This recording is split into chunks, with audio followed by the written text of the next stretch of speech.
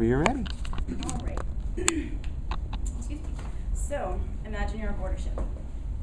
You're doing your duty. Or maybe you're just a civilian passenger on your way to an exotic land. Something unexpected happens.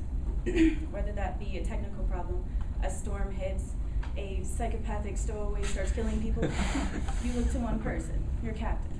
And why do you look to that person? Because they're the man with the plan.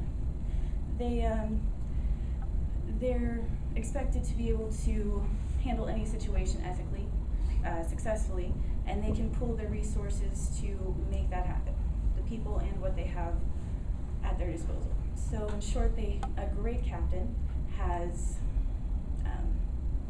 the strength of character and the ability to lead. Now, there were 5 captains in the Star Trek series.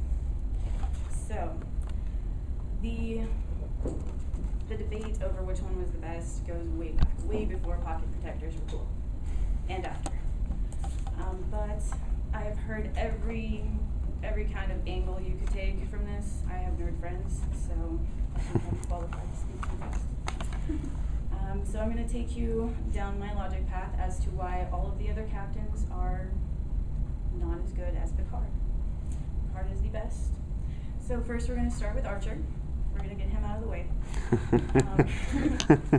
He was technically the first captain to ever take command of a starship, or the Starship Enterprise. They did a prequel on the series, so he was the first one. Being the first, he lacked a lot of knowledge. That's to be expected. He didn't know about galactic policies or other cultures or anything like that. But the fact is that he didn't really care. He had a Vulcan on board that actually let him know which policies he was breaking, which customs he was ignoring, and he was just like, okay, I'm going to do it my way. It's kind of like Janeway. She was the first female captain, actually the only female captain, and I despised her with all of the fiber of my being. She was the stereotypical woman in charge. She was moody, she was complaining all the time, she was controlling and stubborn, and she got lost. She did ask for directions, but when that didn't work, she started breaking policies to try and get home. She broke the prime directive. You can't do that. It's not, for you non-nerds, the prime directive states that you cannot interfere with the development of alien cultures. So you can't give them other technology that they haven't developed yet. And she started doing that not only with underdeveloped cultures, but with enemies. What are you thinking? It's not okay.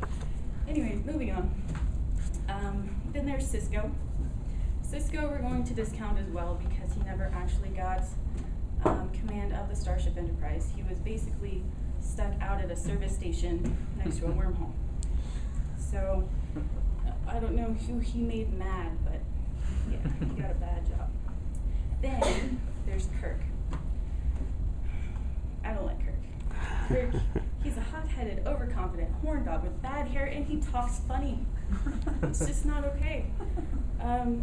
Guardian radio and TV blog says that the testosterone-filled approach to intergalactic diplomacy typically ensured that first contact came complete with about a fisticuffs and a liaison with a green-tinted space siren. Pretty accurate. Just not the person I want to be in the command of, especially if I'm wearing a red shirt. Just not. Alright, then, so we've seen that all of the other ones don't really have both of what it takes, the strength of character and the leadership. So Picard does, right? He's first off educated. He was an archaeologist, which means he has respect for other cultures and civilizations, as well as a thirst for knowledge on everything that's different. He's also respectful to his crew, basically to everyone. Like in the episode Best of Both Worlds, he's in the middle of a chase scene, and his security officer comes out and says, hey, maybe we should be doing it this way. And he stops what he's doing in the middle of a chase scene, and he's like, okay, what do you think we should do? She turned out to be wrong because Captain is awesome. But anyways, the fact that he actually stopped and listened, that shows respect for your crew. And his first officer actually stayed on board with him for 16 years, even though he was offered other commands. I mean, you don't get that kind of respect if you're a bad person. home in tense situations. You definitely want this in a commander. He was in a bar brawl, excuse me, in 23-27. Got stabbed in the heart. Who else could have survived that? Stabbed in the heart.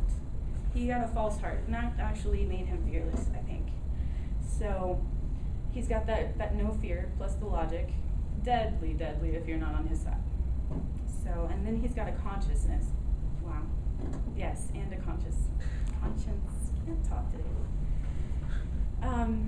He actually got offered the ability to become a deity in the side of these underdeveloped civilizations. And he was like, no, I can't believe you would even suggest that. So he's definitely got that conscience going, and he doesn't break the Prime Directive. Anyways, so we've seen that all of the other captains don't hold a candle to Picard. And the next time you see a couple nerds going at it saying, no, Picard is better, no, Kirk is better, you can bond with him and say that you know why Picard is better. Okay.